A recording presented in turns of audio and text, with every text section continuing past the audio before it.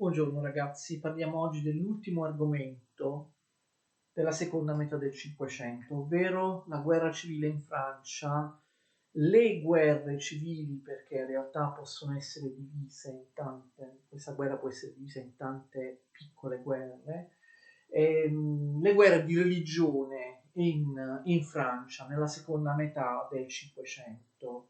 Anche in questo caso il nostro filo conduttore di quella che abbiamo chiamato l'età di Filippo II, appunto il re Filippo II di Spagna, ha una parte in questa vicenda perché si ingerì anche, questa è la sua ultima delle tante guerre, anche nelle guerre di religione in Francia, anche se comunque il suo ruolo in questo caso fu decisamente più marginale rispetto a altre pagine di storia che abbiamo visto nelle lezioni precedenti.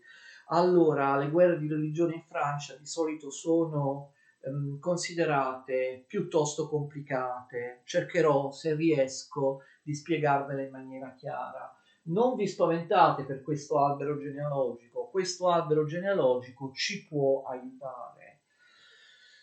Fino al 1559, peraltro per pochi anni, regnò Enrico II. Vi ricordo che la dinastia francese è quella dei Valois. Enrico II di Valois è il re di Francia che muore nel 1559, muore abbastanza prematuramente, lasciando una moglie vedova, quarantenne, Caterina de' Medici, che ovviamente era italiana, era una principessa italiana. Enrico II e Caterina de' Medici, attenzione, avevano avuto 6 figli, d'accordo? 4 maschi e 2 femmine, che qui sono indicate nell'ordine, in ordine di nascita, d'accordo? Dalla prima all'ultimo. La prima figlia, attenzione, di Enrico II e Caterina de' Medici è Elisabetta, Lisabeau, la principessa Lisabeau, Elisabetta di Valois. Qui ho messo un cuore, no, per simboleggiare un matrimonio. Cosa succede? Nello stesso 1559, l'anno di morte di Enrico II, Elisabetta di Valois, la sua figlia più grande, era stata data in sposa, indovinate a chi? Al nostro eroe, sempre lui, a Filippo II di Spagna, d'accordo? Il nostro trait union è in questa descrizione della storia dell'Europa occidentale nella seconda metà del Cinquecento. Si trattava di un matrimonio politico, naturalmente, uno dei tanti matrimoni che seguivano una pace. Ricordate che nel 1559 era stata firmata la pace di Cateau-Cambrésis tra Francia e Spagna. La riappacificazione tra Francia e Spagna venne sancita da questo matrimonio politico. Il re di Spagna Filippo II sposa Elisabetta di Valois, figlia del re Enrico II, che però muore nello stesso anno, d'accordo? Filippo II, questo è il terzo matrimonio di Filippo II. Vi ricordate che fino a poco tempo prima Filippo II era stato sposato, ricordate con chi? Ve lo ricordate? Con Maria I Tudor, ve lo ricordate? Maria I Tudor, regina d'Inghilterra. Maria I Tudor era morta. Filippo II, libero, disponibile per un successivo matrimonio, si sposa in seconde nozze con Lisabeau, con Elisabetta. D'accordo, dopo Elisabetta, il secondo dei figli di Enrico III e Caterina de' Medici è Francesco, d'accordo? Ovviamente Francesco sale al trono nel 59, l'abbiamo detto dopo la morte del padre Enrico II, e diventa re con il nome di Francesco II. Lui non durerà a lungo, Francesco II, perché regna soltanto dal 59 al 60, d'accordo? Muore l'anno dopo, debole e malaticcio, nel 1560, quindi regna per un solo anno. Vi ricordate con chi si era sposato Francesco II? Adesso non lo scrivo perché in questo caso non è particolarmente importante, forse ve lo ricordate, si era sposato con Maria Stuart, regina di Scozia. Lo ricordate? Dopo la sua morte, dopo un solo anno, Maria Stuart infatti dovette ritornare in Scozia, poi fu cacciata dal presbiterio, poi fu decapitata da Elisabetta I. Insomma, abbiamo visto le vicissitudini della drammatica vita di Maria, regina di Scozia, nelle scorse lezioni. Comunque anche Francesco I muore, d'accordo, nel 1560. Chi va sul trono? Attenzione, sul trono nel 1660 va Carlo X. Siamo, attenzione, nel 1560 sul trono va, scusate, ho detto Carlo X, no, ovviamente Carlo IX di Valois, il terzo figlio di Enrico II e Caterina dei Medici.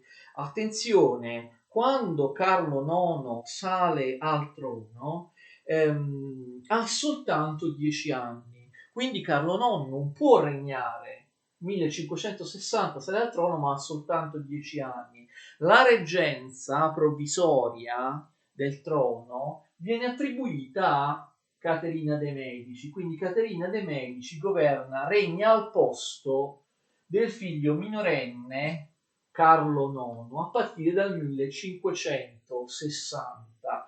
Fate attenzione, Caterina de' Medici regna col pugno duro e fate attenzione anche quando Carlo IX raggiungerà la maggiore età, ma anche vedremo con il suo successore, Caterina de' Medici cercherà sempre di usurpare il potere di Carlo IX e vedremo del suo successore, l'altro figlio di Caterina de' Medici, Enrico III, cercherà di regnare al posto dei figli che erano dei re legittimi. Quindi abbiamo una vera e propria usurpazione di Caterina de' Medici che gestisce un potere che non le spettava a causa della fragilità e della debolezza anche mentale dei figli Carlo IX e Enrico III. Quindi Carlo IX sale al trono nel 1560, sotto Carlo IX a partire dal 1562 scoppiano le guerre di religione in Francia che devasteranno, disgregheranno, distruggeranno la Francia, anche perché dureranno per un periodo lunghissimo fino al 1598, quindi 1562-1598 le guerre di religione in Francia. Le guerre di religione in Francia, molto cruente, avvengono tra cattolici e calvinisti. Infatti, anche in Francia, rapidissimamente, in maniera simile a quanto era avvenuto, a quanto stava avvenendo negli stessi anni in Olanda, in Scozia e in altri paesi, si diffonde il calvinismo. Il calvinismo si diffonde dal basso nelle classi popolari, come abbiamo già detto anche altre volte, fu così, in contrasto con la religione del sovrano, che ovviamente era la religione cattolica. Attenzione, perché il calvinismo non si diffonde uniformemente in tutta la Francia, si diffonde a macchia di leopardo. In alcune zone vi sono molti calvinisti, in altre meno. Altre zone della Francia non vedranno mai dei calvinisti, perché non è neanche facile spiegarlo. I calvinisti si diffondono principalmente in due zone molto diverse della Francia. Primo, diventano calvinisti moltissimi lavoratori, soprattutto lavoratori portuali, ma comunque artigiani, lavoratori manuali, delle città francesi sull'Atlantico. Conoscete città come Nantes, oppure Bordeaux, Bordeaux, oppure Saint-Malo, scusate, l'ho scritto male, Nantes, Bordeaux, oppure Saint-Malo, che si scrive Saint-Malo, oppure Rochelle, che è sicuramente la città calvinista più importante di tutte. Quindi le città portuali, sedi del grande commercio internazionale oceanico francese, Nantes, Bordeaux, Saint-Malo, La Rochelle, città dell'ovest della Francia, dell'ovest atlantico che si affaccia sull'Oceano Atlantico diventano improvvisamente piene di calvinisti. Allora questo non ci sorprende, perché abbiamo già visto, in particolare quando abbiamo parlato dell'Olanda, che la religione calvinista si diffonde tra le classi popolari più moderne, tra i lavoratori portuali, gli artigiani, i lavoratori dell'industria, delle manifatture, eccetera. Quindi questa era proprio la Francia, diciamo, più moderna, le città dei traffici internazionali, del grande commercio navale.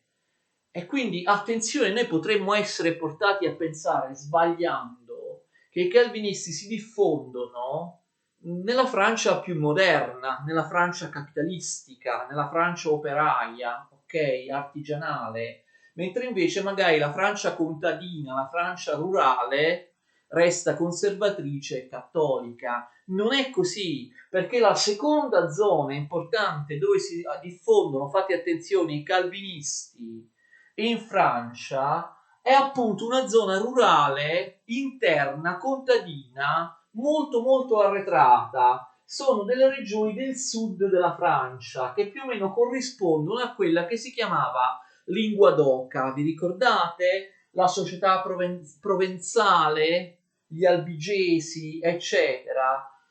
Non si diffonde particolarmente in Provenza, attenzione, però nelle regioni del sud linguadocano, in altre regioni vicino alla Provenza, d'accordo? Per esempio il Périgord, il Limosino e altre regioni. Comunque nel sud agricolo è arretrato. E com'è possibile adesso a questo? Può darsi che questa diffusione del calvinismo anche nel sud linguadocano abbia un'altra spiegazione rispetto alla diffusione del calvinismo nei porti dell'Ovest Atlantico.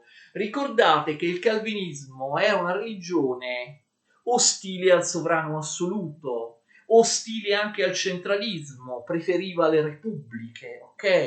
E allora può darsi che i cittadini della Linguadoca del sud della Francia abbiano trovato nel calvinismo, forse avete già capito, uno strumento per rivendicare la loro autonomia rispetto a Parigi, rispetto alla soggezione a uno Stato assoluto, una capitale Parigi che voleva sempre più dominarli.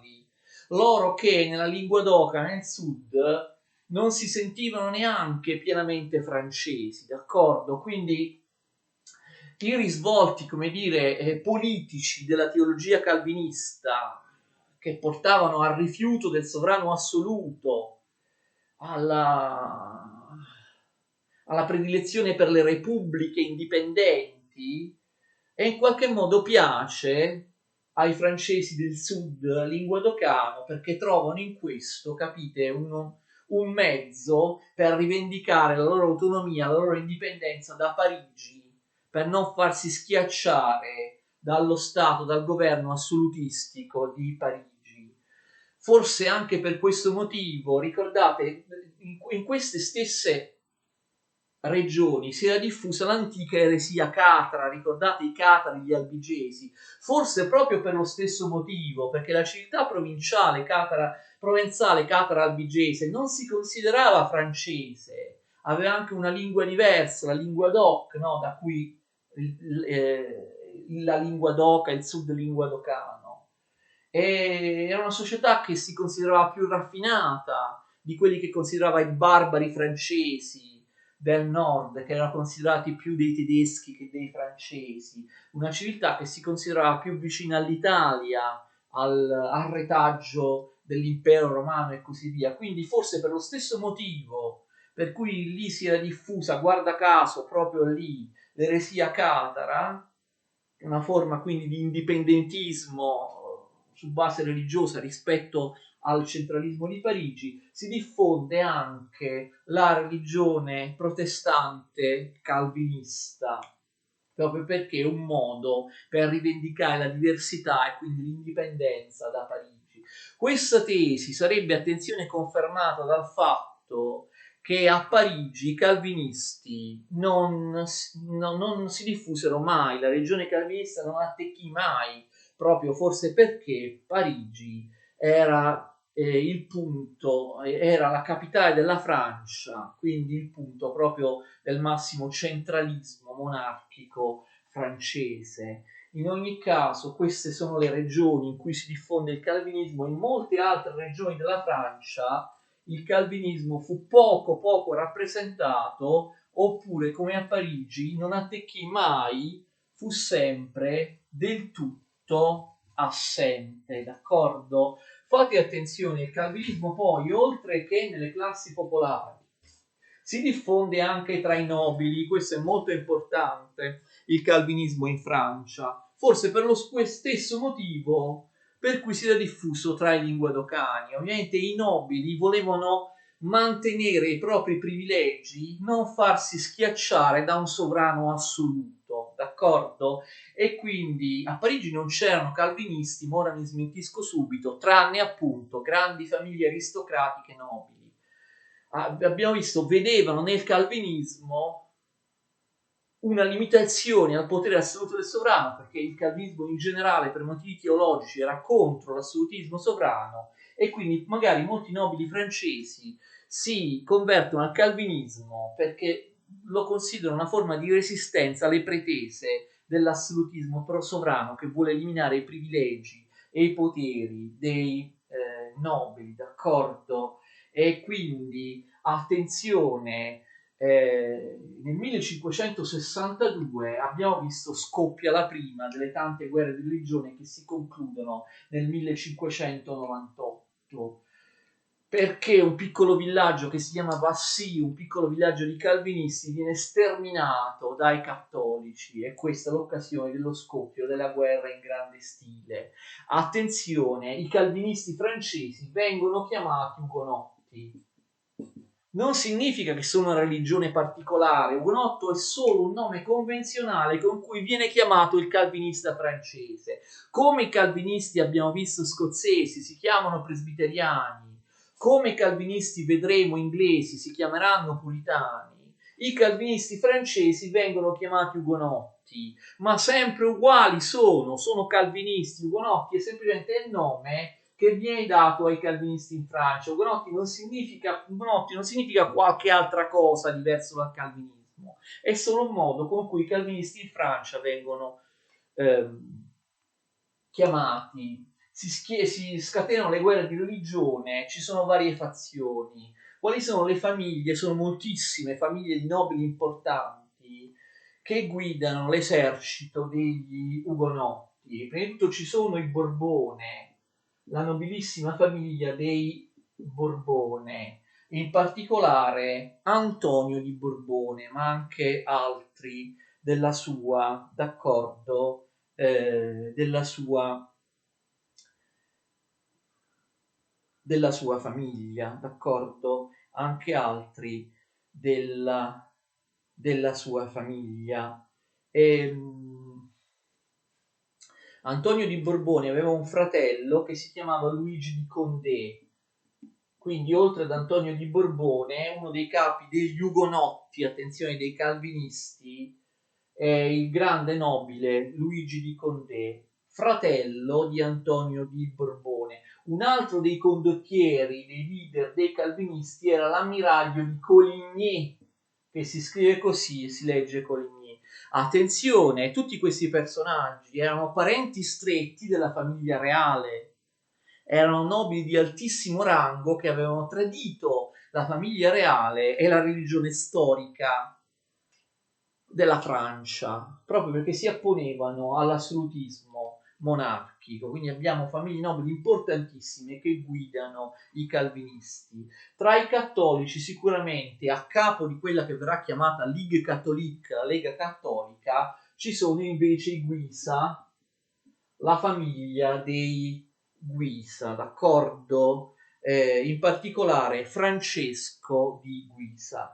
Quindi questi sono i principali, diciamo, esponenti, i principali nomi delle due fazioni in lotta, d'accordo? Nel 62-63, nella prima guerra di religione, muoiono due di questi leader, sia Antonio di Borbone, attenzione, e sia Francesco di Guisa. Vengono sostituiti, attenzione, Antonio di Borbone dal figlio Enrico di Borbone, fate attenzione, Enrico di Borbone Navarra, e nel caso di Francesco di Guisa dal fratello Enrico di Guisa. Quindi fate attenzione, sin dall'inizio delle guerre di religione, in realtà i Borbone e i Guisa vengono guidati da personaggi che si chiamano entrambi Enrico. Attenzione, Enrico di Borbone per i protestanti ugonotti, Enrico di Guisa per la Ligue Catholique, per i cattolici. Le guerre di religione continuano, molto ambiguo è il regno di Caterina II. Sulla funzione di Caterina II gli storici si dividono. Caterina II, abbiamo visto, abusa del proprio potere, usurpa il proprio potere nei confronti del figlio legittimo re Carlo IX, ma anche quando Carlo IX diventa maggiorenne sarà sempre debole e incerto. Caterina de' Medici in fondo governerà al suo posto. Molti hanno detto che Caterina de' Medici è un personaggio infido, un personaggio cinico e utilitaristico, responsabile in qualche modo della crudeltà delle guerre civili. Caterina dei Medici ha avuto una storiografia avversa. I francesi, lo vedremo in seguito, finiranno diverse volte nella loro storia per essere governati da italiani, lo vedremo anche in seguito. Questi italiani che stranamente succede che diversi italiani anche nei secoli successivi finiranno per dominare in qualche modo la Francia. Questi italiani vengono visti sempre come personaggi infidi, come personaggi come dei traditori, come dei voltagabbana, come personaggi pronti ad ogni compromesso. In fondo l'Italia era il paese di Machiavelli, d'accordo? Quindi degli imbroglioni, dei maneggioni. Molti storici dicono che questa immagine negativa di Caterina dei Medici è eccessiva, però Caterina dei Medici sembra davvero spostarsi da una fazione all'altra. Prima, all'inizio della guerra di religione, aveva fatto emanare un editto di tolleranza favorevole agli ugonotti e ai calvinisti. Poi, attenzione, durante la prima guerra di religione, invece, si era schierata con i Guisa, cioè si era schierata con i cattolici. A un certo punto Caterina de' Medici tornerà invece a favorire gli ugonotti, lo vedremo. Quindi Caterina II sembra in qualche modo, in maniera cinica, non avere un'idea precisa, spostarsi da una parte all'altra semplicemente per riacutizzare, capite, per riattizzare nel momento giusto le guerre di religione, in modo tale da continuare lei a dominare sulle spoglie della Francia, brigando in modo tale che le guerre di religione continuino, d'accordo? Questo sarebbe il terribile sistema per dominare la Francia da parte di Caterina de' Medici, che effettivamente ebbe una politica ondivaga, si spostava da una fazione all'altra. Allora, di fatto, eh, nel 63, nel 63 Caterina de' Medici si sposta per la terza volta, cambia idea, ve l'ho detto, si sposta a favore degli ugonotti. Tanto è vero che organizza il matrimonio della sua seconda figlia Margot, la regina Margot, addirittura con uno dei capi dell'esercito protestante ugonotto. Il leader degli ugonotti che ho già citato qui, lo trasferiamo qui come nome, Enrico di Borbone Navarra, d'accordo? Fa sposare una delle sue figlie, Margot, con Enrico di Borbone. Enrico di Borbone, ve l'ho detto, è figlio di Antonio di Borbone, che è stato ucciso nella prima guerra di religione. Enrico di Borbone viene chiamato anche col trattino Enrico di Borbone Navarra, perché, ripeto, era figlio di Antonio di Borbone, ma anche della principessa di Navarra, d'accordo? La Navarra era un piccolo principato pirenaico sui Pirenei, quindi Enrico di Borbone per parte di madre era un Navarra ed era erede del Principato di Navarra, quindi viene anche chiamato Enrico di Borbone-Navarra, Borbone per parte di padre, Navarra per parte di madre. Quindi si organizza questo matrimonio assolutamente a favore dei protestanti. Che succede? Immediatamente prima del matrimonio c'è un attentato contro un altro dei leader protestanti, cioè l'ammiraglio di Coligny, che abbiamo nominato all'inizio. Sembra che dietro l'attentato ci sia la stessa Caterina de' Medici. Veramente un personaggio incredibile. Organizza un matrimonio di sua figlia con uno dei leader protestanti, però poi cosa fa? Contemporaneamente si sposta nuovamente, cambia nuovamente opinione, intriga insieme ai cattolici e cerca di uccidere l'ammiraglio di Coligny, uno dei leader dei protestanti stessi. Caterina poi ha paura che i protestanti possano vendicarsi. Allora che cosa succede? Tutte le persone più importanti della Francia il 23 agosto 1572 si trovano a Parigi perché il giorno dopo, il 24 agosto, ci sarebbe stato questo matrimonio reale tra Margherita di Valois, la principessa, e uno dei capi degli Ugonotti, Enrico di Borbone-Navarra. In particolare, attenzione, tutti gli Ugonotti importanti, i nobili Ugonotti importanti di Francia, si erano ovviamente trasferiti a Parigi per questo matrimonio. Che cosa fa Caterina II?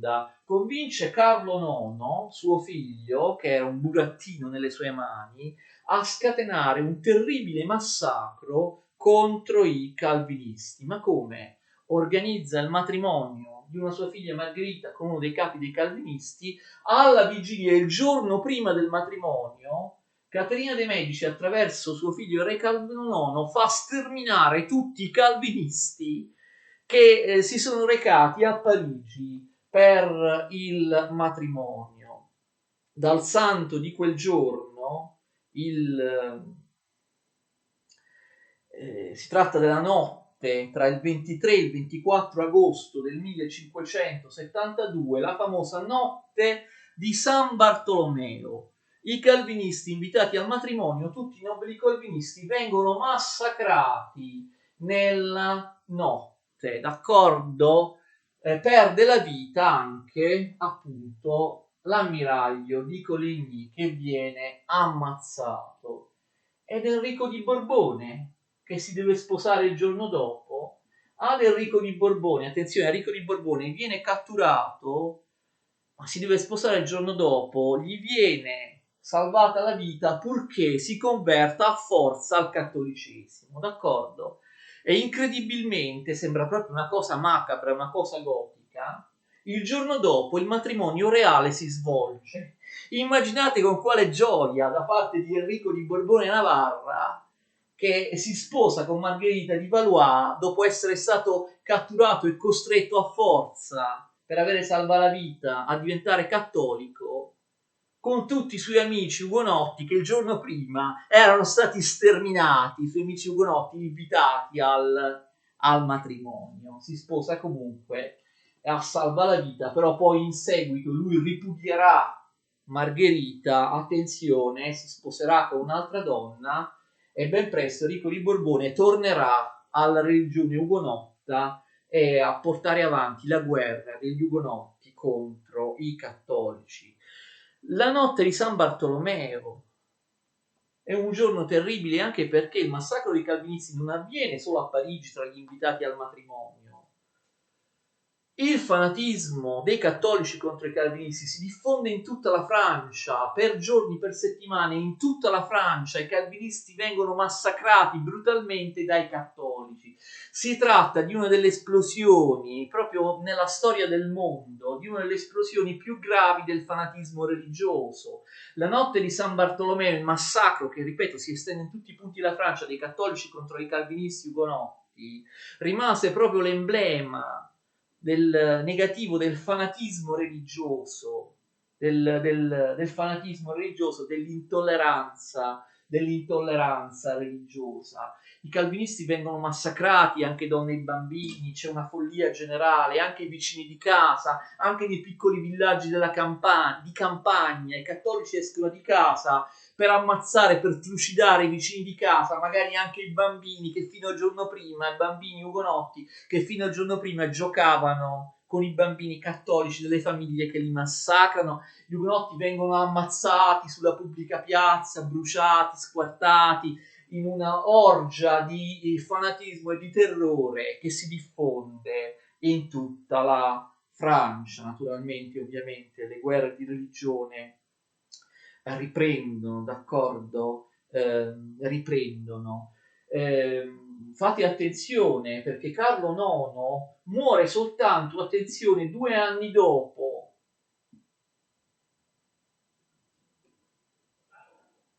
il massacro di San Bartolomeo, che è stato nel 72.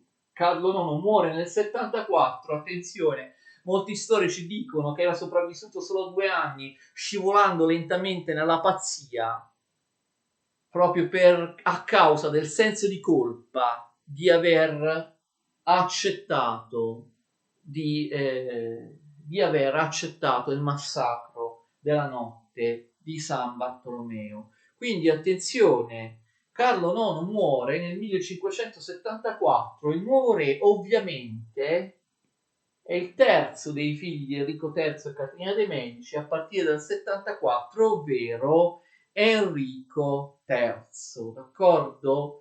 Fate attenzione, ben presto si capisce che Enrico III di Valois non può avere figli, mentre l'ultimo possibile erede, l'ultimo figlio di Enrico II e Caterina de' Medici muore, d'accordo, muore prematuramente, non sarà mai re. Resta Enrico III, ma si capisce che Enrico III non può avere figli. E attenzione, quindi dopo Enrico III, chi sarà il nuovo re di Francia? Sorpresa, sarà il calvinista Enrico di Borbone. Attenzione, non certo perché aveva sposato Margherita, molti pensano che Enrico di Borbone divenne re, era il successore naturale di Enrico III di Valois, Enrico di Borbone, perché aveva sposato la sorella di Enrico, cioè la principessa Margherita. No, in Francia c'era la legge salica, le donne non potevano diventare regine, a differenza dell'Inghilterra, della Scozia, della Spagna, dove abbiamo visto varie regine donne.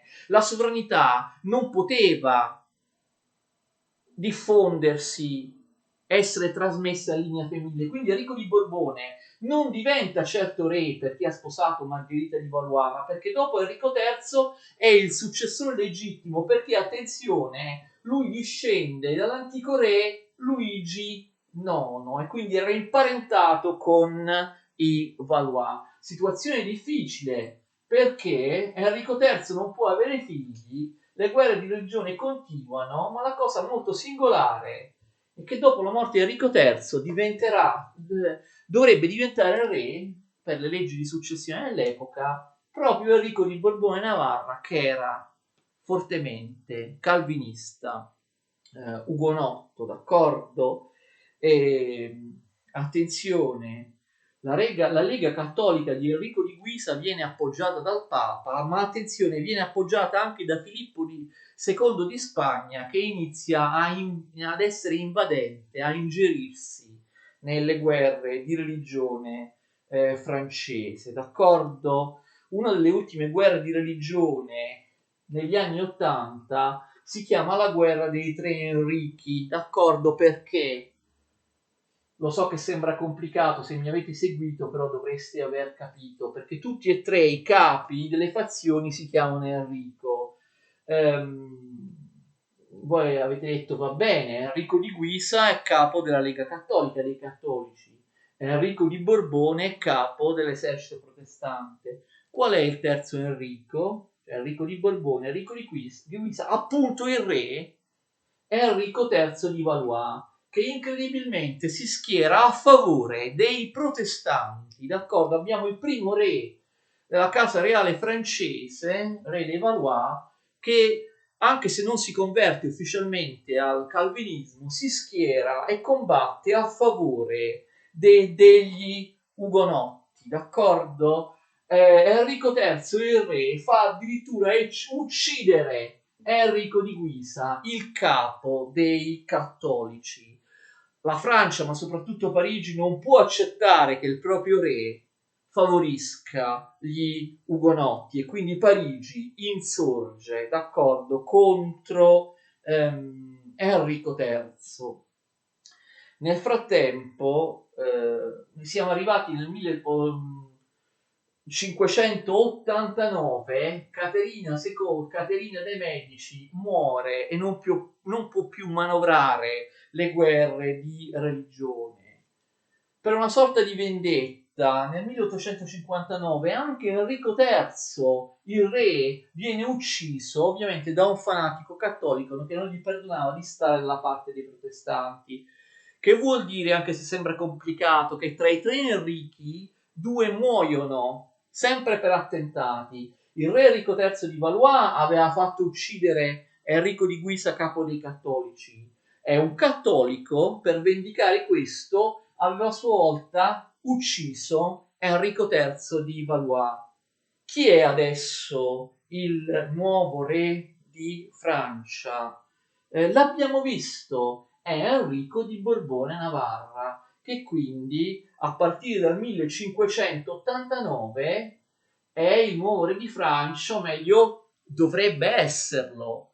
Il problema è che lui è ugonotto, è protestante, Parigi e la maggior parte della Francia non potrà mai accettare un re protestante, quindi i cattolici non lo accettano e continuano nella guerra, d'accordo? Continuano nella guerra. Come fa Enrico di Borbone-Navarra a risolvere la situazione in questo tragico 1500? Lui è andato al trono nel 1589, però non viene incoronato, i cattolici non lo accettano perché lui è eh, ugonotto. La cosa si complica perché ormai Filippo II invade la Francia per favorire la Lega Cattolica e sconfiggere il re che non riesce a diventare re, Enrico di Borbone-Navarra, che dovrebbe diventare ovviamente re con il re Enrico IV e fondare una nuova dinastia, cioè si estinguono i Valois. Enrico di Borbone-Navarra come Enrico IV ovviamente sarà il primo re di Francia della dinastia dei Borboni, ma i cattolici non lo accettano e Filippo II di Spagna, attenzione, invade la Francia per far vincere i cattolici nel 1593. Questo non piace a molti cattolici stessi. Filippo II rappresenta una potenza straniera, invade la Francia per impedire a Enrico IV, appunto nello stesso anno 1593, sale al trono Enrico IV, non riesce a essere incoronato, protestante.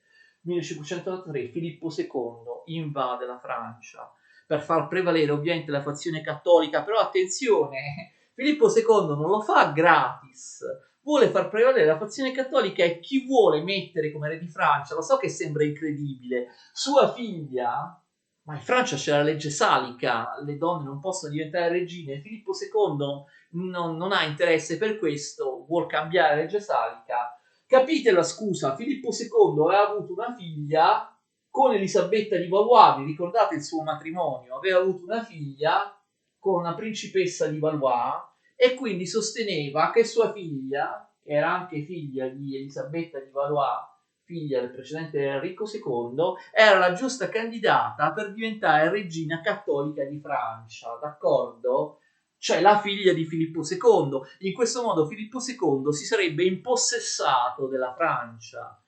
Questo non è accettabile neanche per i cattolici e quindi avviene il miracolo che nel 1593 cattolici e ugonotti calvinisti si mettono d'accordo, raggiungono un accordo tra loro per terminare le guerre di religione, per respingere Filippo II, d'accordo? La Francia era allo sfascio, pensate che nel corso di molti anni ugonotti e cattolici non si erano divisi solo perché avevano eserciti differenti. La Francia si era divisa in due anche a livello amministrativo, i cattolici avevano la loro amministrazione, gli ugonotti un'altra, addirittura due diversi sistemi fiscali, addirittura ugonotti e cattolici avevano due diverse politiche estere, diplomazie estere, la Francia si stava dissolvendo.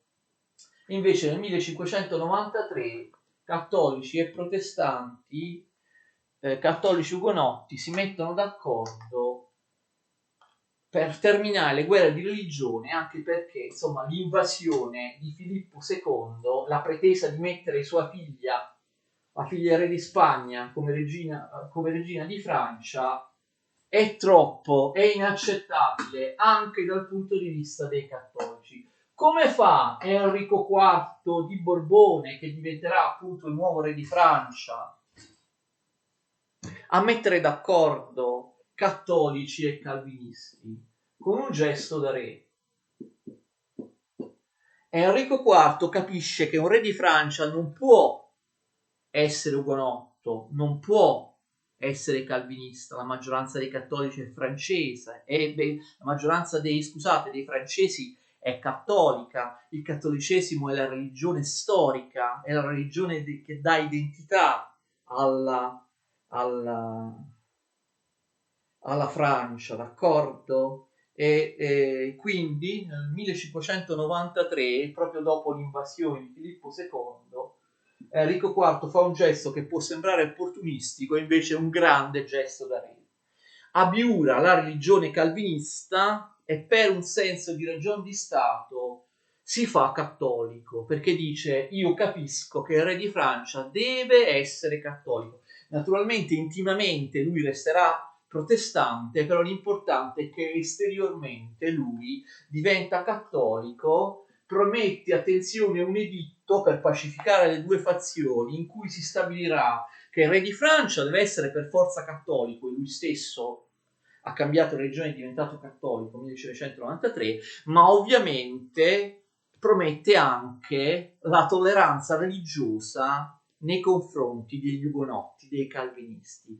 Cattolici e ugonotti accettano questo compromesso, finiscono le guerre di religione, cattolici e ugonotti si uniscono finalmente tutti insieme per respingere l'invasione di Filippo II, d'accordo? Soltanto dopo 5 anni, nel 1598, Filippo II viene respinto, deve tornare in Spagna, questa è la sua ultima guerra inutile e dispendiosa, e nel 1598 finalmente finiscono definitivamente le guerre di religione, c'è la pace in Francia e finalmente Enrico IV di Borbone-Navarra viene eletto primo re della lunga dinastia borbonica in Francia, viene incoronato ufficialmente re nel 1598. Tutti conoscono la famosa frase con cui Enrico IV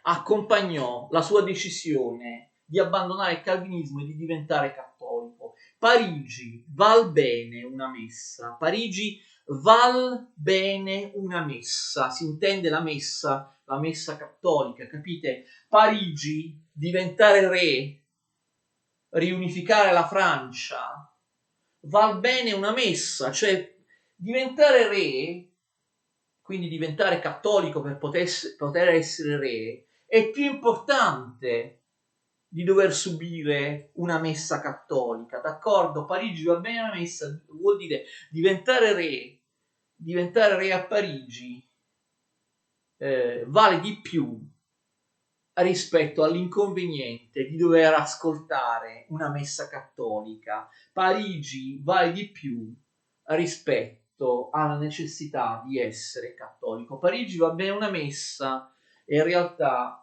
non è una frase pronunciata da lui, sembra che l'abbia detto il suo amico ugonotto, che a differenza di Enrico IV non si convertirà mai al cattolicesimo, il suo amico Sully, che poi diventerà il suo ministro delle finanze. Finiscono così le guerre di religione in Francia e attenzione, ovviamente l'ultimo atto è questo documento promesso che viene emanato proprio nel 1598, un documento importantissimo che si chiama Editto di Nantes. Attenzione, Editto di Nantes.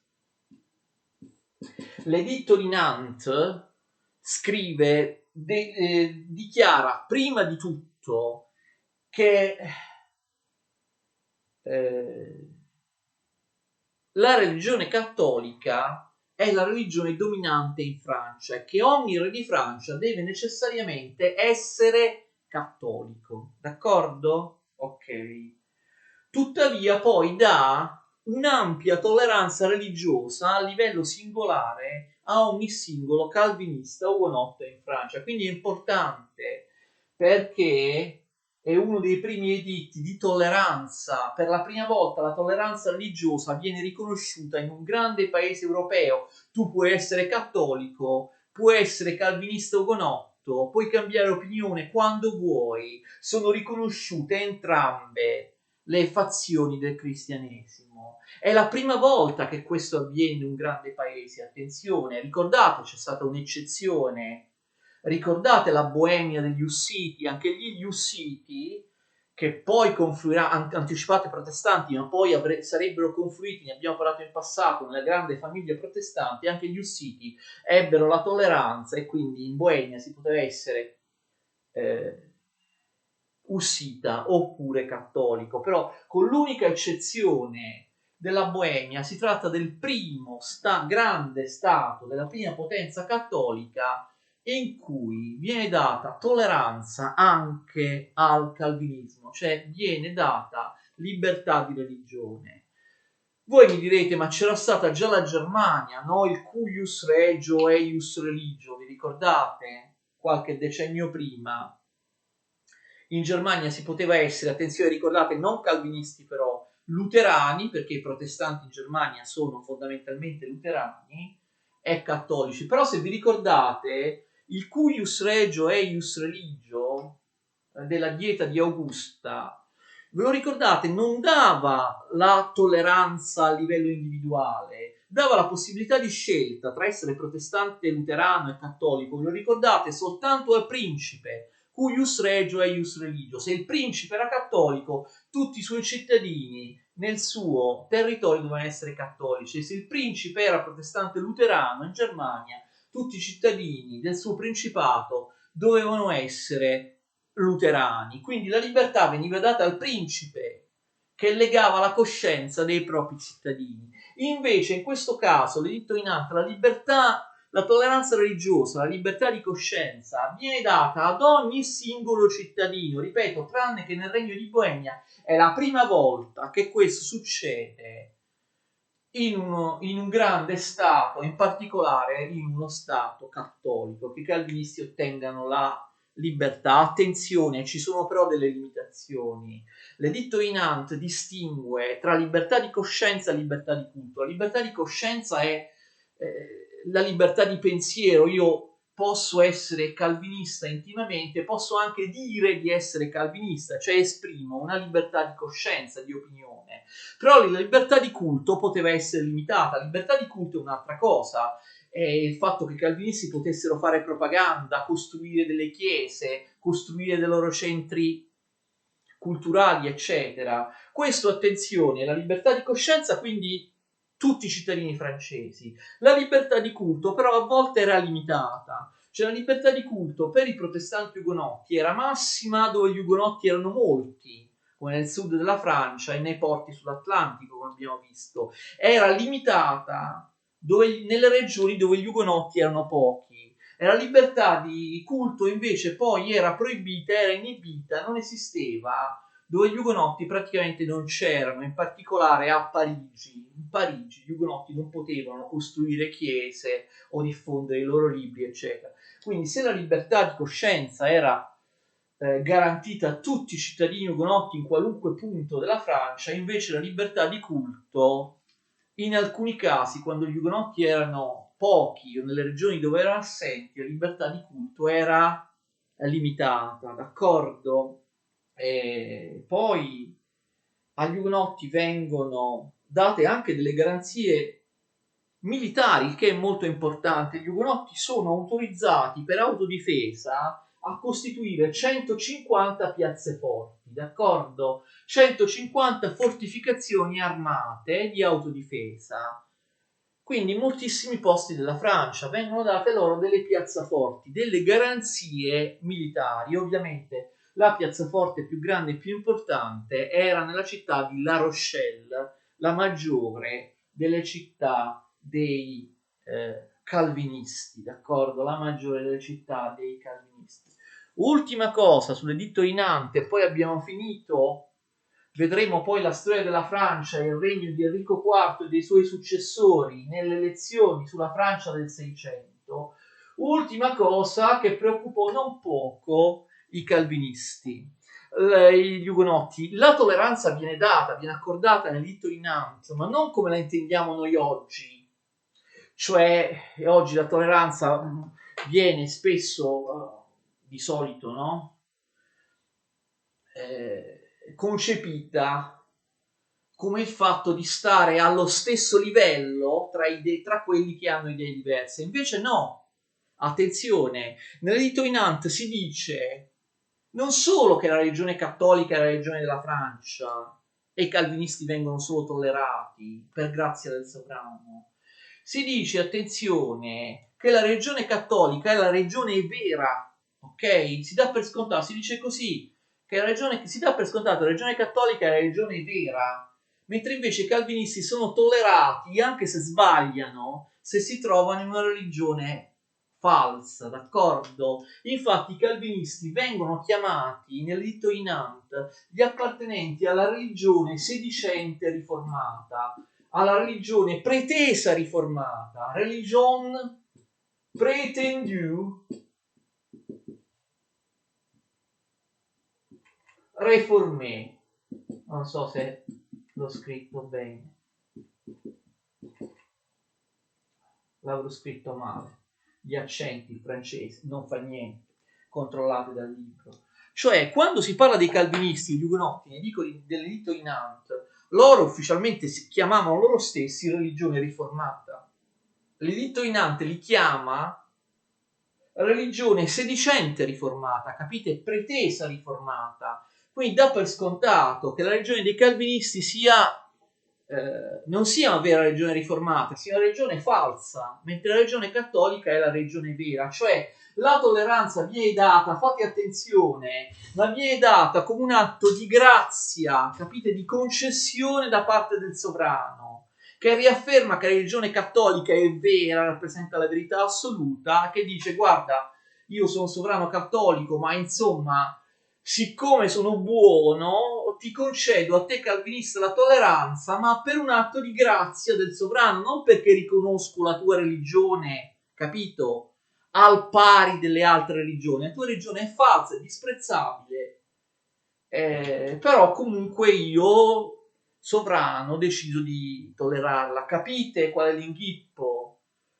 Qualunque sovrano, non certo Enrico IV che intimamente resta calvinista, qualunque sovrano avrebbe quindi potuto ritirare l'editto di Nantes. L'editto di Nantes non è una garanzia costituzionale per i calvinisti, è soltanto un atto di grazia, di concessione fatto dal buon cuore di un sovrano cattolico che però considera il cattolicesimo l'unica vera religione e disprezza il calvinismo. Capite? È un atto di concessione.